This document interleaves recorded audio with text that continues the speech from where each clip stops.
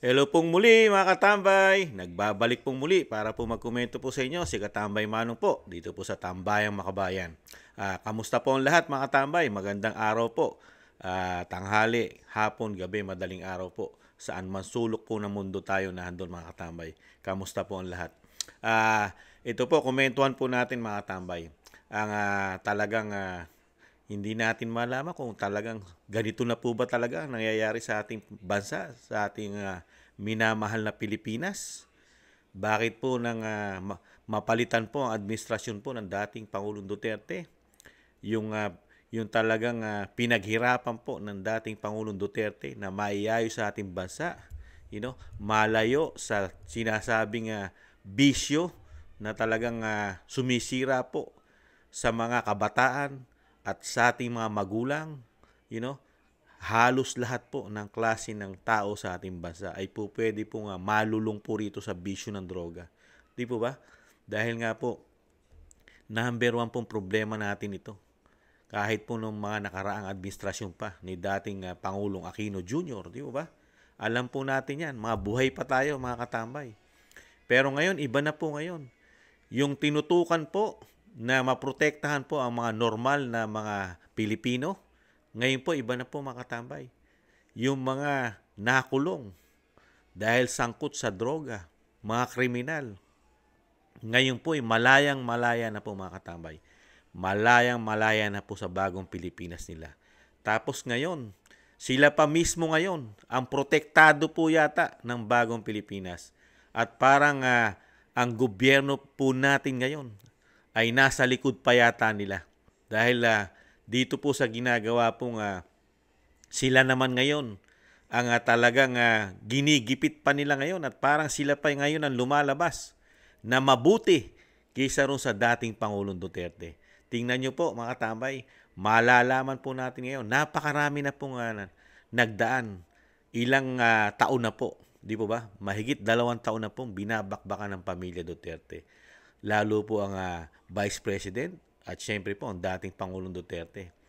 Ito po, yung issue po ng war on drugs, yung EJK, ito po ang tinututukan nila ngayon. Ito, sikat na sikat po ito sa institusyon po ng Kamara mga katambay. Lumabas na po lahat. Yung mga nakakulong na sinasabi ko nga, yung dating Senadora Laila de Lima, si Trillanes, na talagang puro na-shoot na po sa inidoro lahat ito. Di ba? Si Kerwin Espinosa, si Rolly Dayan, I think, at marami pang iba mga katambay, na talagang pinagkakaisahan po nila ngayon ang dating Pangulong Duterte. Ito po, magsasampa pa raw po ng kaso yung dati pong involved sa droga, lalo po sa kulungan po sa ating Muntinlupa, mga katambay. Lumagana po ang droga ron at nagkaroon pa po ng factory, gawaan ng droga sa loob ng kulungan. Nung panahon po na siya ay sekretary ng DOJ, mga katambay. Tandang-tanda pa po natin yan, mga katambay, di ba? At may mga issue at marami pong mga kuha, mga litrato, na siya'y nagko-concert doon o kumbidado pa sa concert mga tambay sa loob ng bilangguan. Kumakanta pa. At yung kulungan po, gawaan ng droga. Di ba? Kumpleto, air condition. Pwede ka mag-concert, pwede ka mag-party. Ganun po katindi nung panahon nila. Pero ngayon, sila po ang bida ngayon mga katambay. Pagkatapos linisin ni dating Pangulong Duterte ang dumi na ginawa nila, yung naglinis pa ang pinasasama nila ngayon mga katambay. Pakinggan po natin ang Senadora. At siya pa po ang magkakaso po ngayon mga katambay. Magkakaso pa. Unbelievable. Kayo abogado naman, ma'am, ano? So, kung ma-establish natin na ang war on drugs ni dating Pangulong Duterte ay talagang gumamit ng lahat ng mga kailigalan, anong pwede niyong ikaso sa dating Pangulo?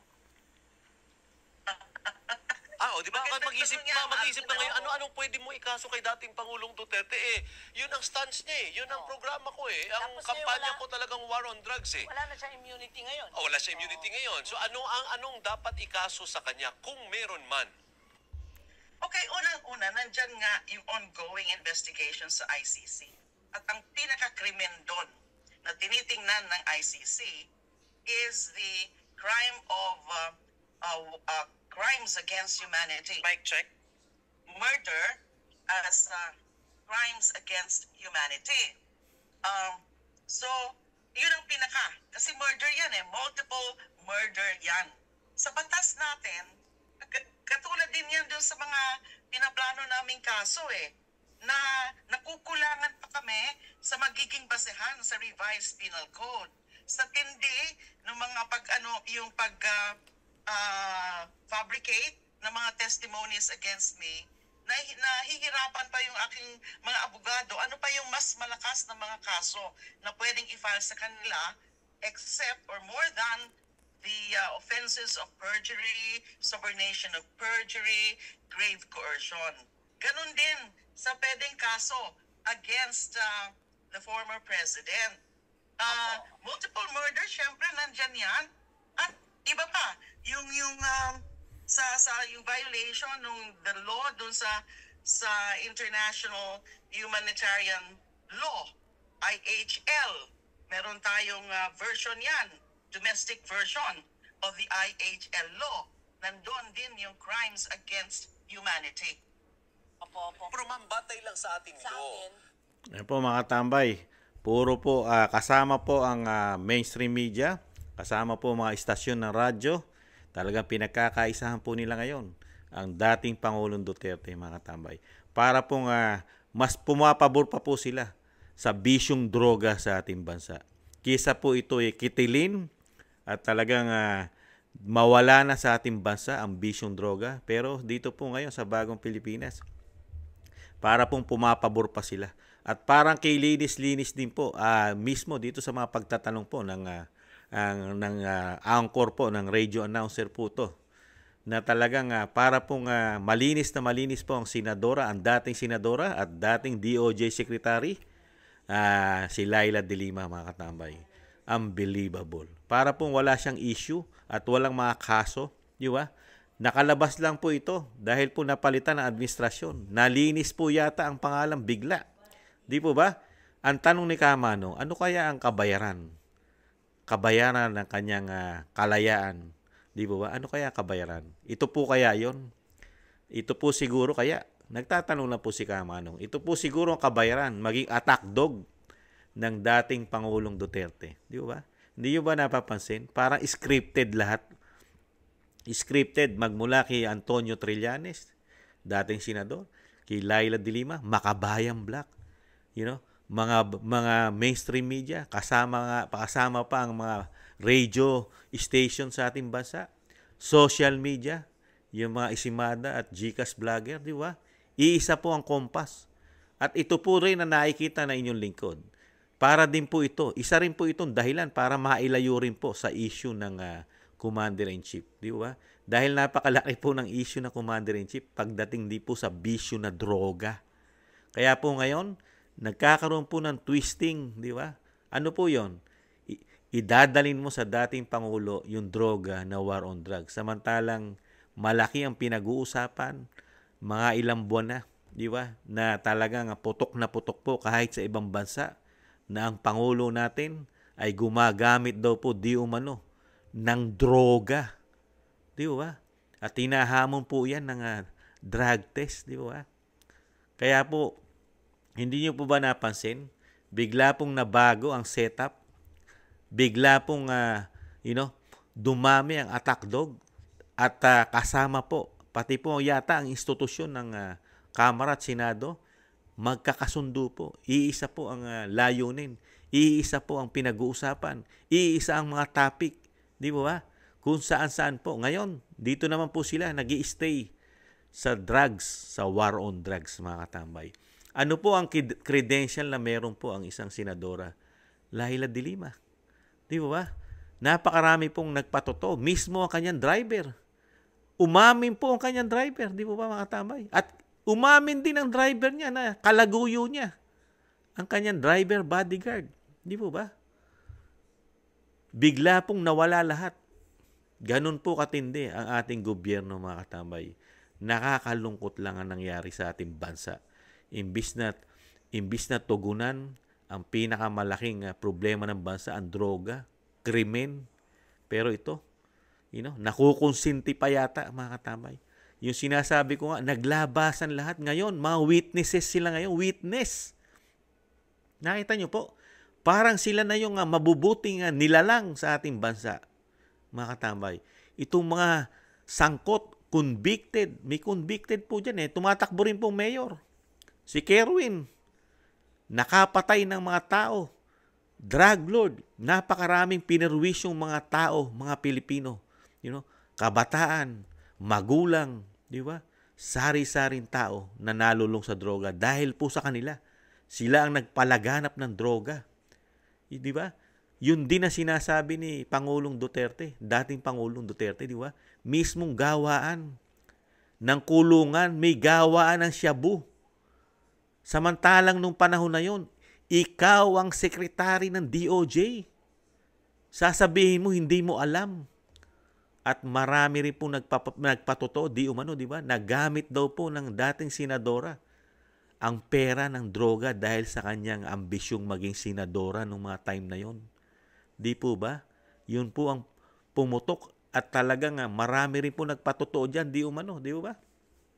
Nagamit po dahil pag tumakbo ka ng senador sa ating bansa, kailangan mo ng isang damukal na pera. Dahil ang politika sa ating bansa ay pera-pera po. Di ba?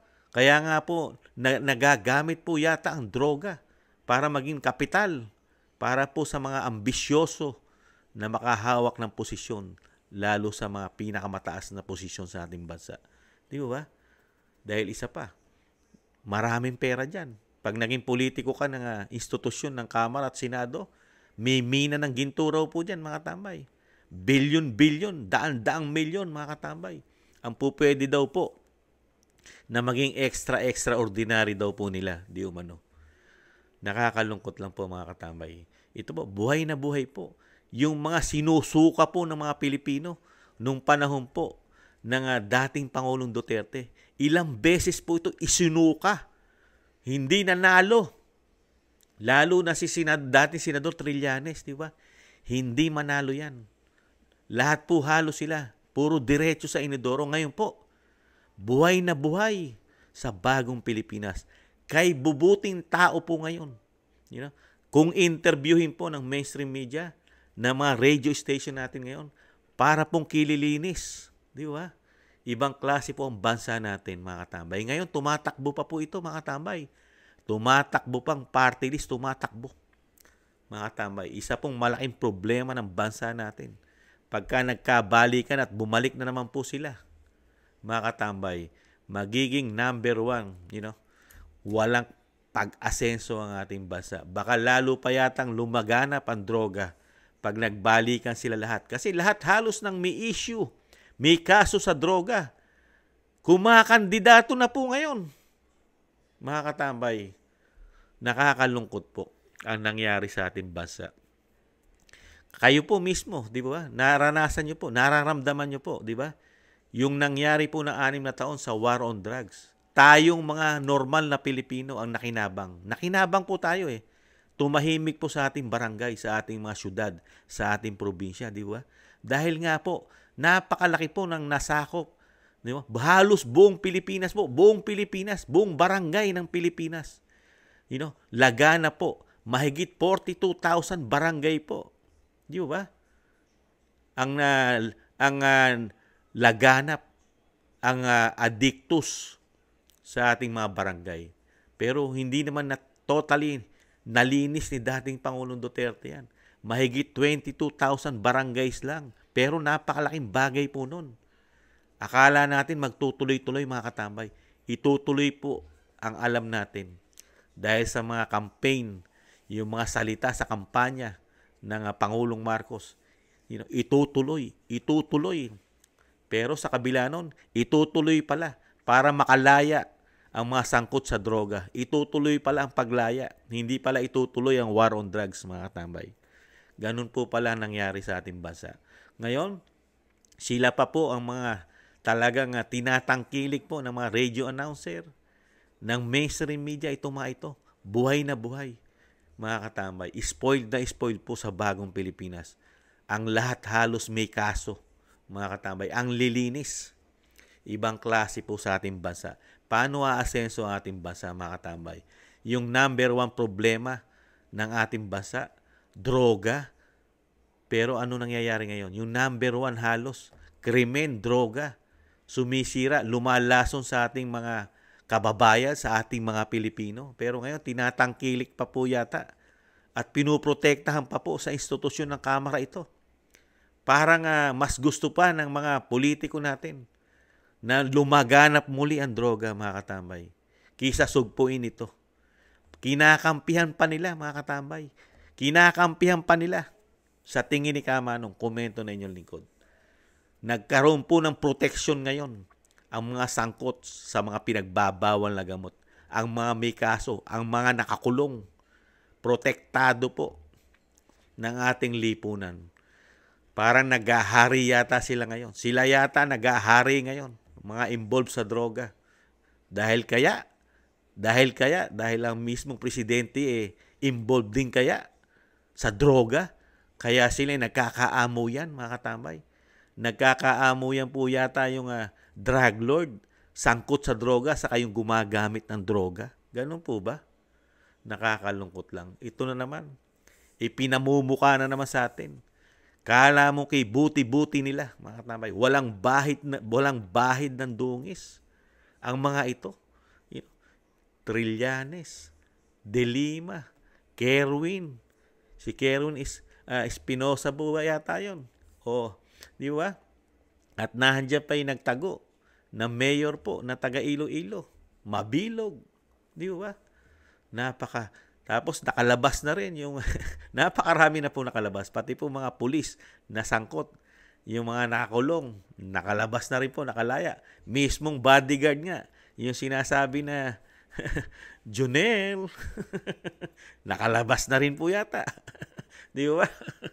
Pati si Dayan, nakalabas na rin po yata, mga katambay. Nakakalungkot lang po. Ngayon, buhay na buhay. Talagang kakasuhan pa ang dating Pangulong Duterte. Pinagpaplanuhan. Talagang multiple murder daw po ang ikakaso.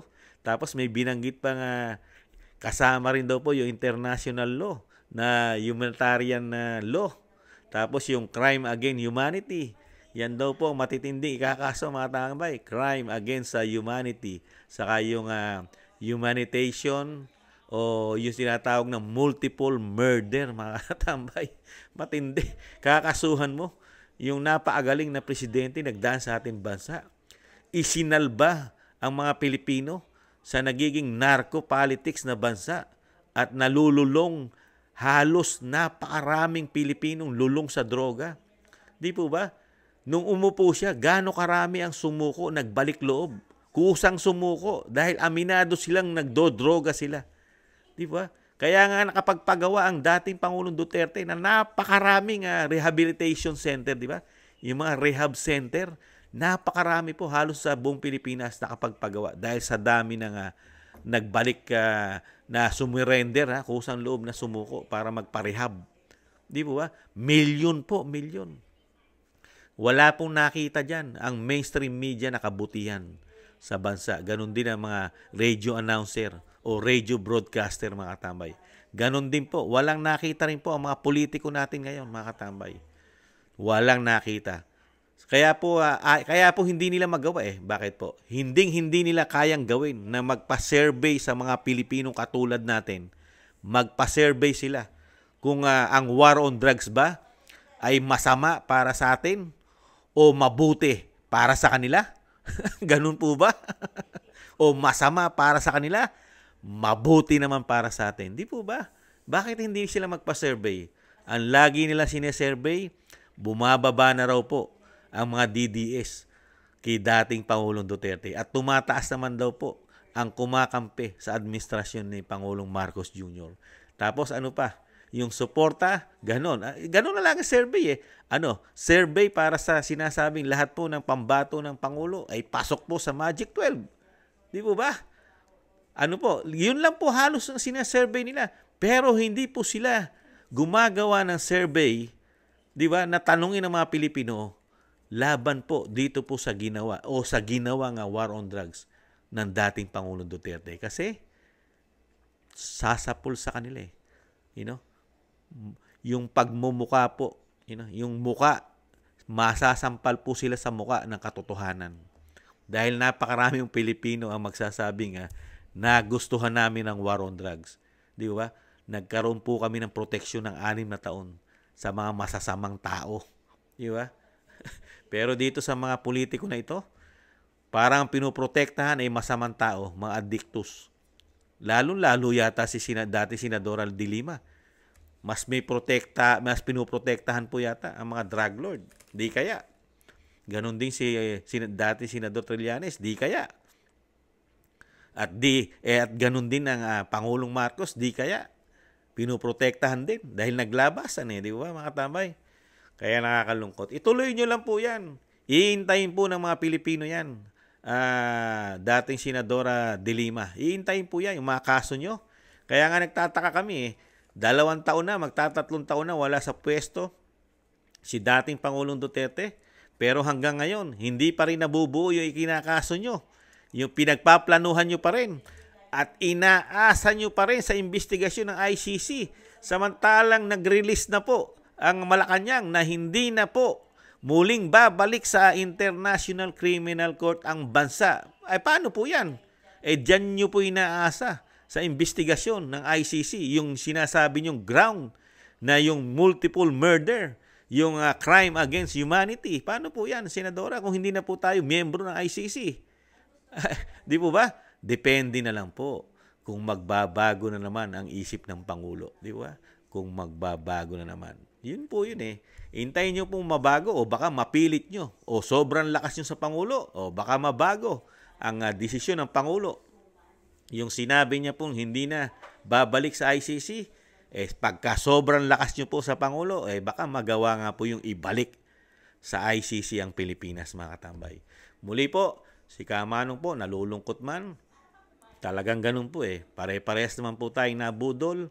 Hindi po natin inaasahan na napakaganda po sa salita ang ating Pangulong Marcos. Pero hindi naman pala sa gawa. Yung mga salita na sinasabi niya, lahat gagawin niya, lahat ng pangako, lalong-lalo na nangarap pa sa bigas. Pero hanggang ngayon, ang bigas ay presyong ginto pa rin, mga katambay. Kaya ganito po nangyayari sa atin. Talagang magtitiis po yata tayo ng 6 na taon. Ang maswerte lang po sa ating bansa ngayon, yung nabibigyan po ng ayuda, mga katambay. Isang damukal na ayuda, isang damukal na pera nakalaan sa ayuda, bilyon-bilyon, mga katambay. Bilyon-bilyon po para lang sa ayuda. Kaya ang sinuswerte lang po yung nabibigyan. Hindi po lahat ng Pilipino ay sinuswerte po sa kanila. Limitado lang po yan. At may kasama pa yatang malaking korupsyon yan, mga katambay. Muli po, si Katambay Manong, nakakalungkot man, buhay na naman po ang mga addictos at ang mga sinasabing involved sa droga, sila pa ngayon na naghahari sa ating lipunan. Nakakalungkot po. Pero po, maraming salamat po, mga katambay. At syempre po, nabasa ko lang po, mga katambay, nung nakaraan po. Nagpapa-shoutout po si, sino po ba? Si Abner Arias. Shoutout sa iyo, kabayan, Abner Arias ng Caloocan o Kangkalu. Kamusta po kayo dyan sa Kangkalu? Abner, maraming salamat po. Muli po, maraming salamat po sa mga naagusto po ng ating Tambayang Makabayan sa YouTube at TikTok. Maraming salamat po. Saka po sa lalong-lalo sa mga nagla-like, share, and subscribe at nagko-comment. Thank you po. Sa muli po, mga tambay, huwag po kayong magsasawang samahan ng ating Tambayang Makabayan. Paalam po, sa muli. Bye-bye. Ingatan nawa.